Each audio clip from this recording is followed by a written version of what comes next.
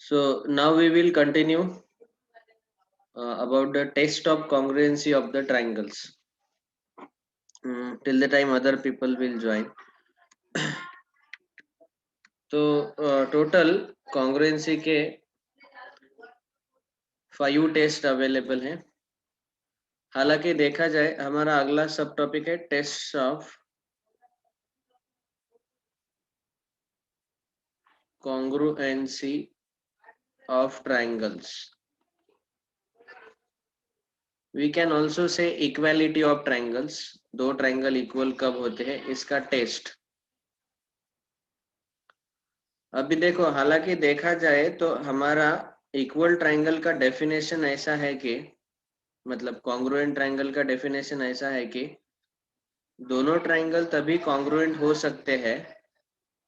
Say ABC and PQR, these two are the triangles. So we can say that triangle ABC is congruent with triangle PQR only when their corresponding sides are equal. That is, here AB equal to PQ, BC equal to QR, then AC is equal to PR, and the corresponding angles also. Angle A equal to angle P, angle B equal to angle Q, angle C equal to angle R. So total these 6 things should be congruent in both the triangles, corresponding sides, 3 sides and corresponding 3 angles. Okay, but there is one special property in a triangle. That property says that angles opposite to equal sides are equal. और इसका vice versa भी reverse, इसका जो converse है वैसे आएगा. Sides opposite to equal angles are equal. This all is happening in triangle only. So in a triangle or in triangles बोल सकते हैं हम. मतलब समझो, यहाँ पे मैंने आपको ऐसा बोला कि इस ट्रायंगल में खाली ऐसा दिया हुआ है कि इनके तीनों साइड्स इक्वल है. तो ये प्रॉपर्टी क्या करता है? दिस प्रॉपर्टी फुलफिल्स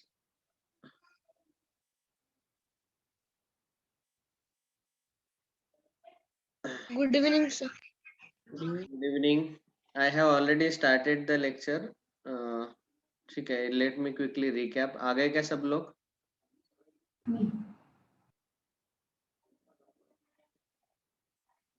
आने दो.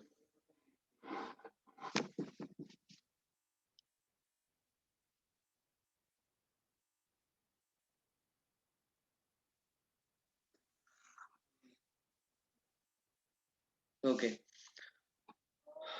आ गए क्या सब लोग? समर्थ, राजदीप, सार्थक, सुधांशु, वेदांत. ठीक है. तो पिछले बार हमने सिमिलैरिटी और कॉन्ग्रुएंसी ऑफ ट्रायंगल देखा. कॉन्ग्रुएंसी ऑफ ट्रायंगल मतलब दोनों ट्रायंगल तभी कॉन्ग्रुएंट होंगे जब उनके 3 करस्पॉन्डिंग साइड्स और 3 करस्पॉन्डिंग एंगल्स इक्वल होंगे. ओके. और सिमिलैरिटी के केस में हमने बोला था कि एक वहां पे शेप सेम रहता है, साइज अलग रहता है. वहां पे तीनों एंगल्स इक्वल रहते हैं and sides are in proportion. Side के रेशोज इक्वल रहते हैं. Of course ratios of corresponding sides. जैसे यहाँ पे हमने लिया A B upon P Q equal to B C upon Q R equal to A C upon P are.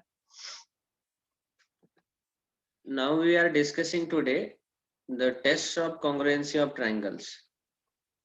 Okay, so in the test of congruency of triangles,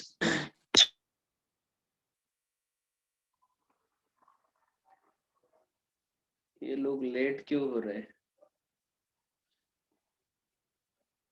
आपका कौन सा class था रे इसके पहले वाला?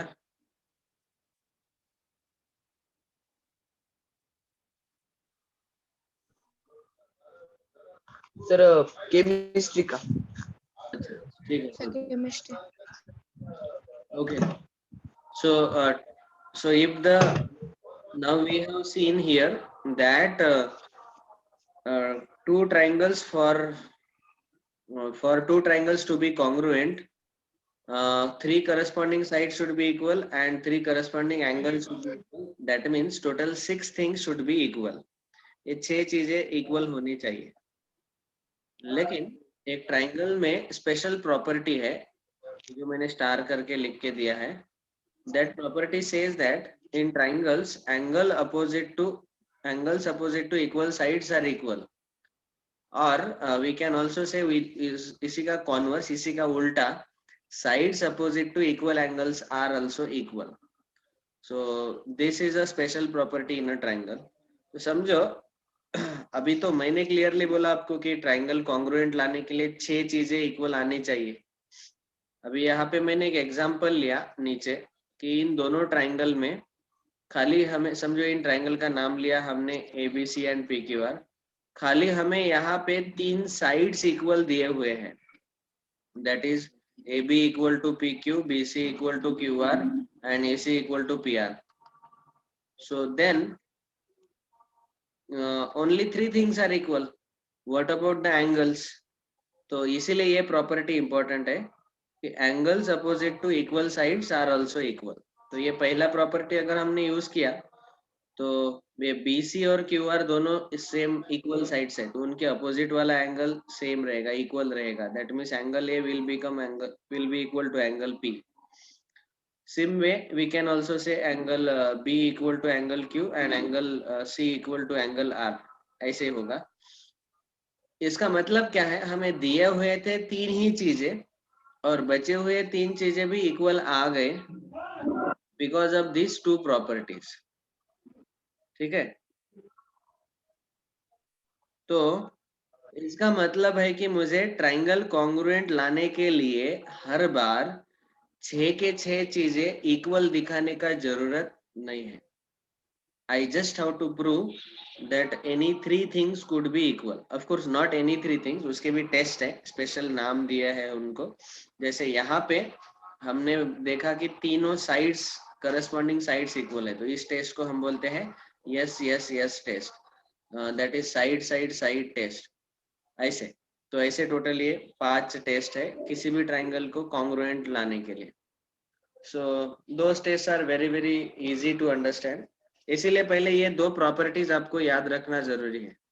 And in triangles angles opposite to equal sides are equal and sides opposite to equal angles are equal. ये दोनों एक दूसरे के कॉन्वर्स है. तो ये ऐसा पढ़ना चाहिए कॉन्ग्रुएंसी ऑफ द ट्राइंगल्स. नहीं तो हम क्या करते हैं डायरेक्टली पढ़ते हैं यस यस यस तीन साइड इक्वल है तो बस वो ट्राइंगल कॉन्ग्रुएंट हो गए. लेकिन क्यों कॉन्ग्रुएंट हो गए?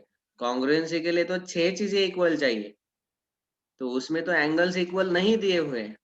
एंगल्स कब इक्वल होंगे? Because of this property.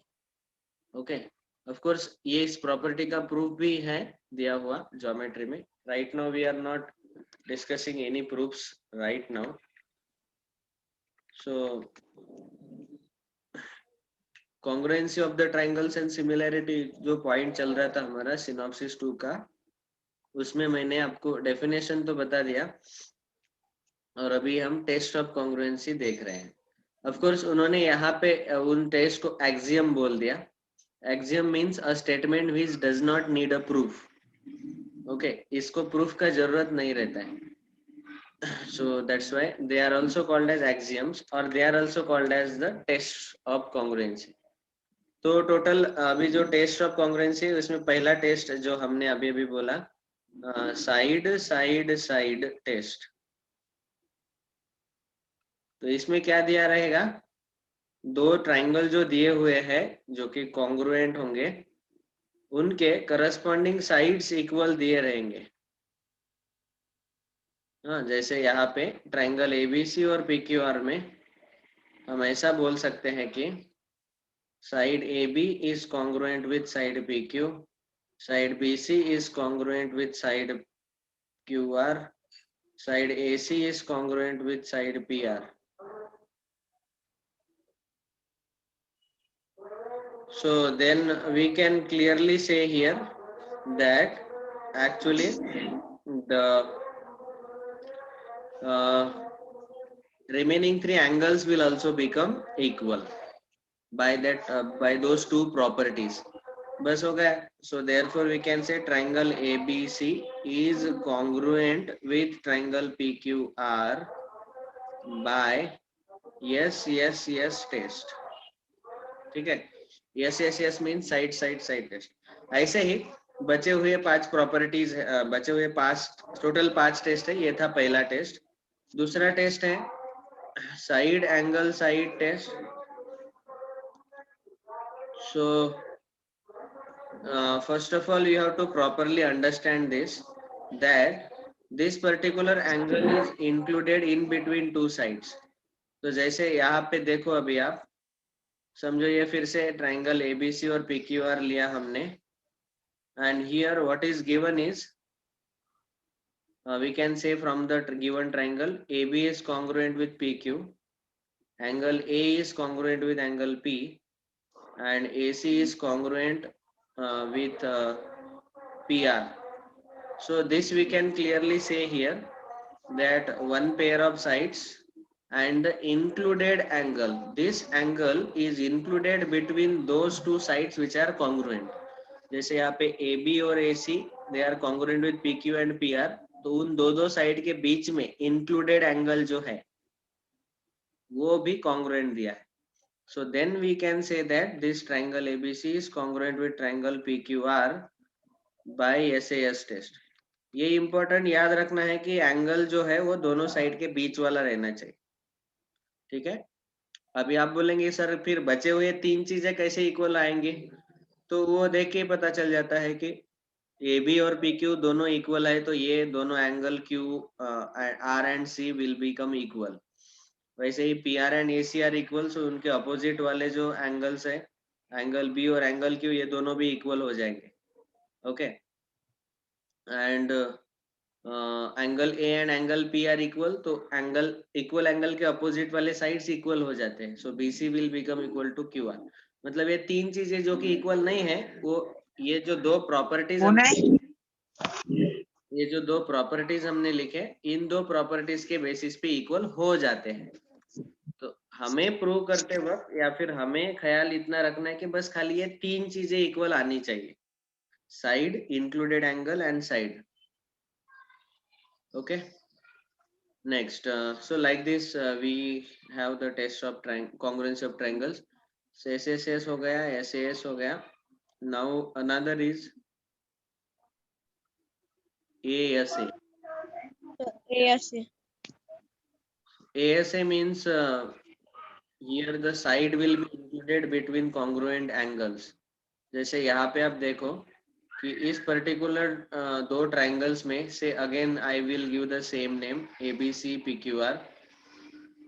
Here angle B is congruent with angle Q. Angle then side BC is congruent with side QR, and angle C is congruent with angle R. So we can say that triangle ABC is congruent with triangle PQR by ASA test. Angle side angle, of course this side has to be included in between these two angles. Okay, ये बहुत important है. बाद में next property number 4, that property 4 is called as RHS test. Right angle hypotenuse side test. इसी को खाली hypotenuse side test ऐसा भी बोला गया महाराष्ट्र बोर्ड के बुक में 9th स्टैंडर्ड में. नाम खाली अलग है, हाइपोटेनस साइड टेस्ट बोलो या right angle hypotenuse side test बोलो. तो इसमें श्योरली दोनों के दोनों ट्राइंगल राइट एंगल ट्राइंगल होने चाहिए, that is for sure. Okay. और राइट एंगल ट्राइंगल होने के अलावा अभी कौन सी 3 चीजें इक्वल होनी चाहिए, तो ये 90 डिग्री एंगल तो इक्वल होगा ही, दोनों ट्राइंगल का हाइपोटेनस कॉन्ग्रुएंट होना चाहिए और बचे हुए दोनों साइड में से कोई भी एक साइड कॉन्ग्रुएंट होना चाहिए. Okay, so then we can say that these two triangles are congruent.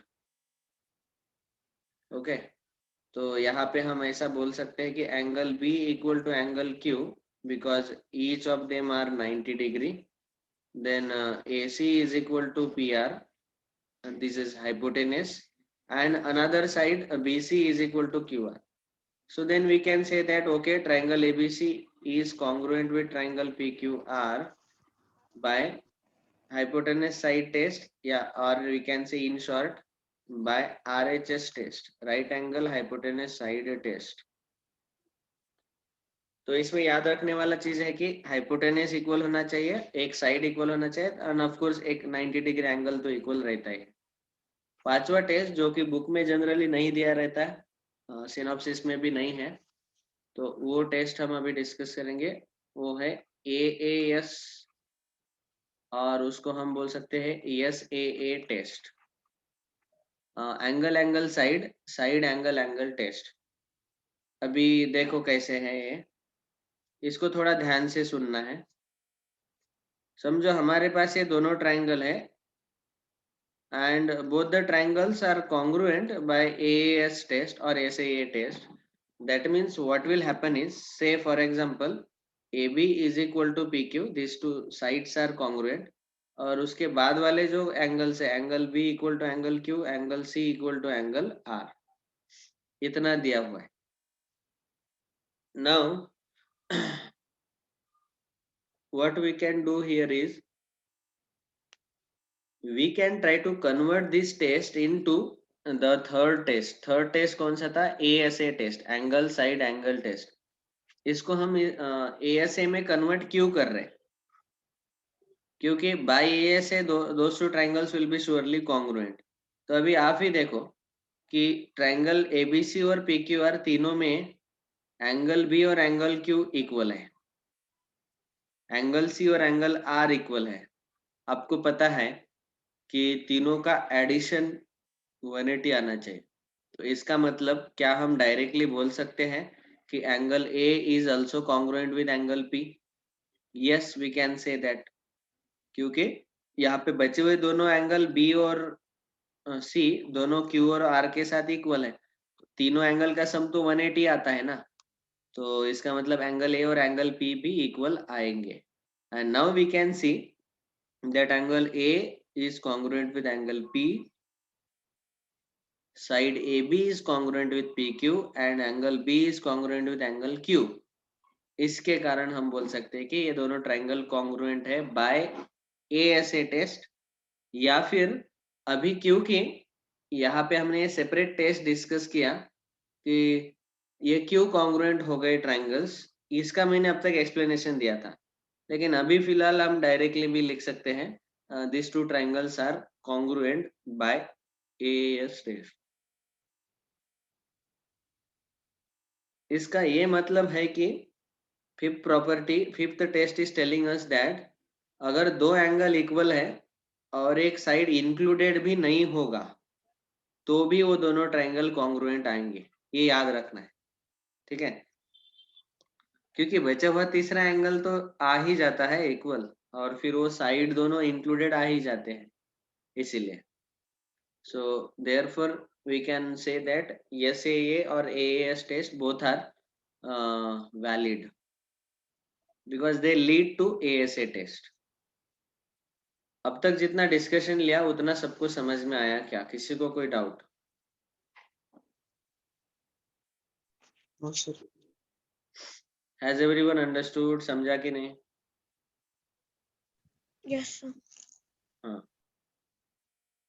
तो बस यही हमें डिस्कस करना था सिनॉप्सिस 2 में आज. Synopsis 2 is completed.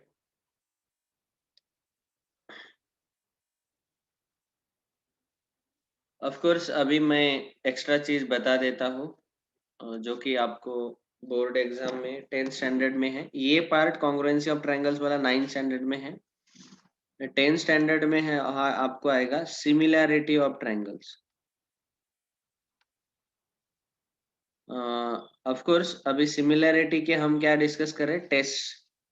So test of similarity of triangles, ये मैं एक्स्ट्रा बता देता हूँ क्योंकि आपका फिर कंफ्यूजन नहीं होगा. अभी दो ट्राइंगल कब सिमिलर हो सकते हैं? So first of all we have already seen the definition. समझो ये ट्राइंगल एबीसी है, ये बड़ा वाला ट्राइंगल पीक्यूआर है. आपको पता है कि ट्राइंगल में क्या होता है कि अगर वो सिमिलर है,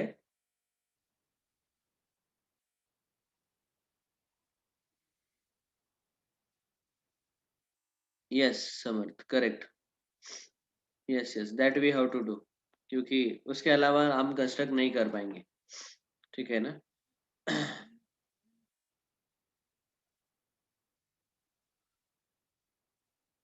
okay, so what I was discussing is, ये दोनों ट्राइंगल सिमिलर कब होंगे? Triangle ABC will be similar with triangle PQR when there are total 6 things available with us. The first 3 things are their corresponding angle should be equal. Angle A equal to P, angle B equal to angle Q, angle C equal to angle R, and their sides ratio AB upon PQ will be equal to BC upon QR will be equal to AC upon PR. ठीक है, ये total 6 चीजें आनी चाहिए. अभी test of similarity of triangle जो है, इनका यूज करके हमें एक्चुअली कोई भी 3 चीजें भी इक्वल हो जाती है तो भी हम बोल सकते हैं कि this two triangles are similar. So इसमें पहला टेस्ट है ए टेस्ट, और इसी का सब टेस्ट है ए टेस्ट. मतलब क्या है? समझो एक छोटा ट्राइंगल है, एक बड़ा ट्राइंगल है, say triangle ABC, triangle PQR. इसमें angle A equal to angle P, angle B equal to angle Q and angle C is equal to angle R, ऐसा दिया हुआ है. तो फिर हम बोल सकते हैं कि ये दोनों के दोनों ट्राइंगल जो है, that is triangle ABC and triangle PQR, they are similar by triple A test. अभी आप सोचो कि समझो कभी कभी मुझे ट्रिपल ए के अलावा खाली कौन से ही 2 एंगल ही इक्वल दिए हुए हैं, तो भी हम बोल सकते हैं कि ये दोनों ट्राइंगल जो है वो सिमिलर आ जाएंगे. That will be by AA test. So triangle ABC, triangle PQR, they will be similar by AA test. Angle A is congruent with angle P, angle P is congruent with angle Q. ठीक है, कोई क्योंकि तीसरा angle तो अपने आप equal आ ही जाएगा ना. आपको अभी अभी मैंने बताया तीनों का सम 180 रहता है. पहले 2 एंगल इक्वल है तो तीसरा एंगल C और R जो है वो इक्वल आने ही आने. तो मतलब आप AA टेस्ट बोलो या ट्रिपल ए टेस्ट बोलो, दोनों का मीनिंग तो सेम ही है क्योंकि तीनों के तीनों एंगल्स वहां इक्वल आ ही जाएंगे. So this was the first test. Next, second test is again जो हमारा कॉन्ग्रुएंसी का टेस्ट था वही. कॉन्ग्रुएंसी में हमारा एक टेस्ट था एस. तो सिमिलैरिटी में भी ऐसे ऐसे, लेकिन थोड़ा डिफरेंस क्या है वो चेक करो. देखो यहाँ पे ट्राइंगल बड़ा समझो, ये मैंने छोटा ड्रॉ किया. Triangle ABC PQR. Now what is given to us is SAS, मतलब दोनों साइड के बीच में इंक्लूडेड एंगल जो है वो. तो यहाँ एंगल A और एंगल P हमें इक्वल दिया हुआ है, और AB upon PQ is equal to AC upon PR. ये जो दो साइड्स है AB PQ and AC PR, जिनके बीच में एंगल A और एंगल P इंक्लूडेड है, जो कि दोनों इक्वल है, तो हम यहाँ बोल सकते हैं कि ये साइड का रेशो, पहले 2 साइड का रेशो, दूसरे 2 साइड का रेशो इक्वल है, और उनका बीच का इंक्लूडेड एंगल इक्वल है. यहाँ रेशोज इक्वल आने चाहिए. We don't need to have sides to be equal. We just have to keep the ratio equal.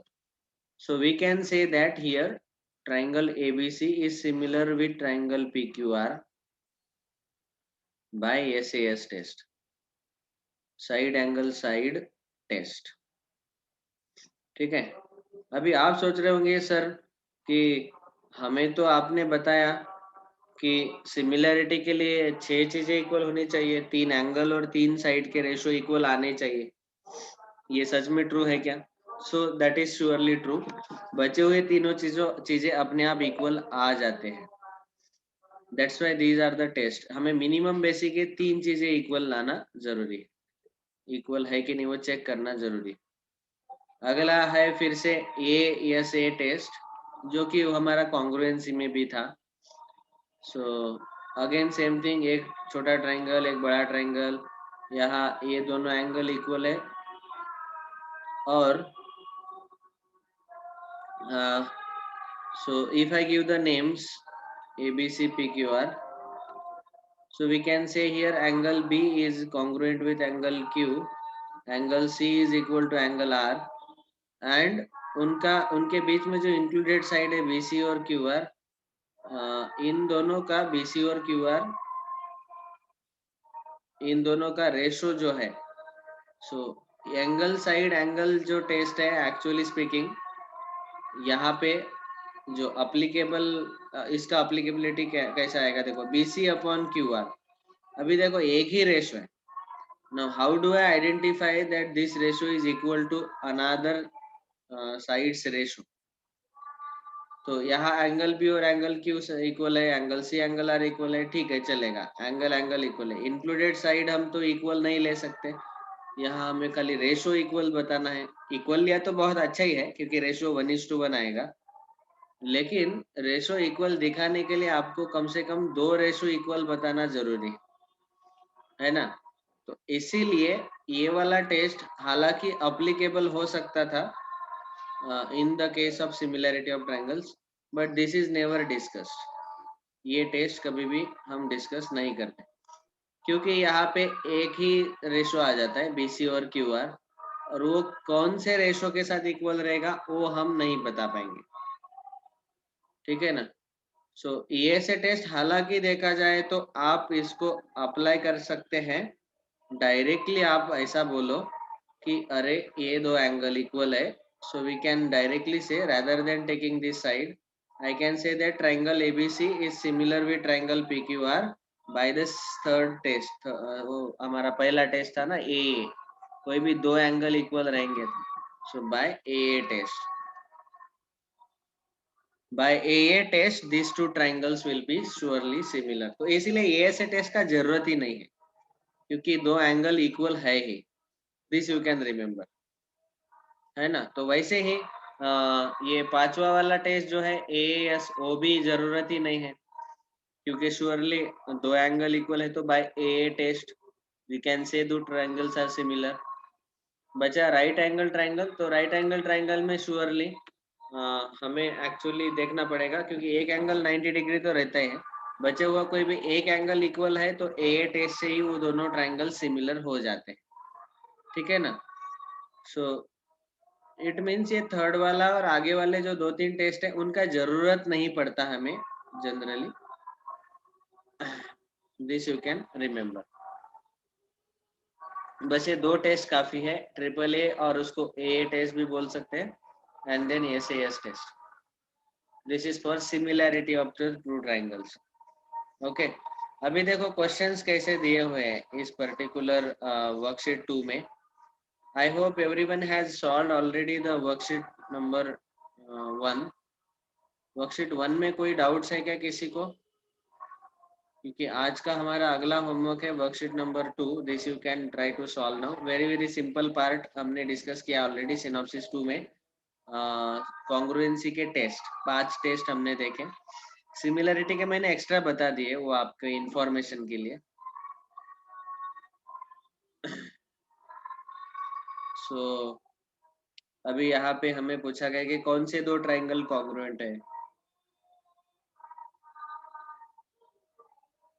एकदम आसान आसान क्वेश्चन है, so you don't have to worry about this. और ज्यादा क्वेश्चन भी नहीं, बस खाली 8-9 क्वेश्चन है। This you can solve worksheet 2, that is today's homework. ठीक है। ये सारे प्रॉपर्टीज हम अगले लेक्चर में डिस्कस करेंगे। यस, वर्कशीट 1 में किसी को कोई डाउट है क्या?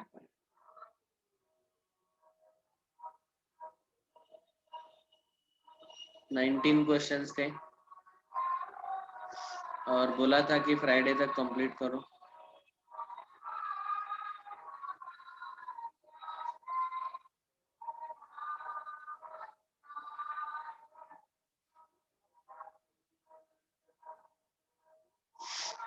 अच्छा, एक बार raise your hand who have completed solving worksheet number 1.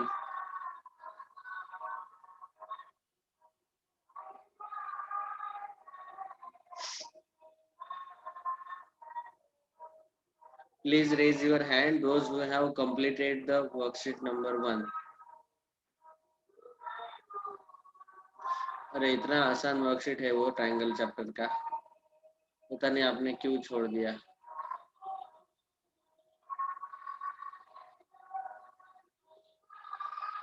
सार्थक बोल रहा है आधा कंप्लीट किया, समर्थ बोल रहा है पूरा नहीं हुआ।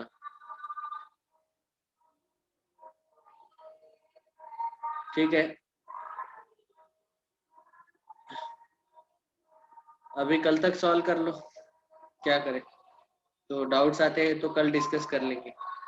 All right, so with this we will conclude today's discussion. वैसे मैं सिनॉप्सिस 3 भी तुरंत बता सकता हूँ और उसका वर्कशीट 3 भी बहुत आसान है, लेकिन let us go slow now क्योंकि ज्योमेट्री का पार्ट है। We need not worry about syllabus now क्योंकि अभी देखो चैप्टर कितने बचे हैं हमारे। ऑलरेडी टोटल ये 16 चैप्टर्स है और अभी हमारा ट्रायंगल चल रहा है 12th chapter. 13 quadrilateral, 14 mensuration, 15 circle, 16 rectangular pass. तो ये मेंसुरेशन छोड़ के बाकी का, ऑफ कोर्स मेंसुरेशन भी ज्योमेट्री का ही पार्ट है, तो पूरा ज्योमेट्री है। सो 4 ही चैप्टर बचे, इसीलिए मैं थोड़ा और स्लो जाऊंगा। ओके, तो कल सॉल्व करो सब लोग and everyone should send me the images, photos of the homework. आप डायरेक्ट वर्कशीट में भी सॉल्व करके भेज सकते हैं। पीछे आंसर देख के टिक करके फोटो मत भेजो। हाँ, मैं कल पूछूंगा, जिसने जिसने होमवर्क सॉल्व किया क्वेश्चन का सॉल्यूशन मैं आपको पूछूंगा।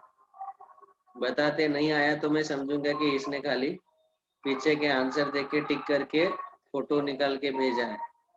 ऐसा नहीं करना। Thank you very much.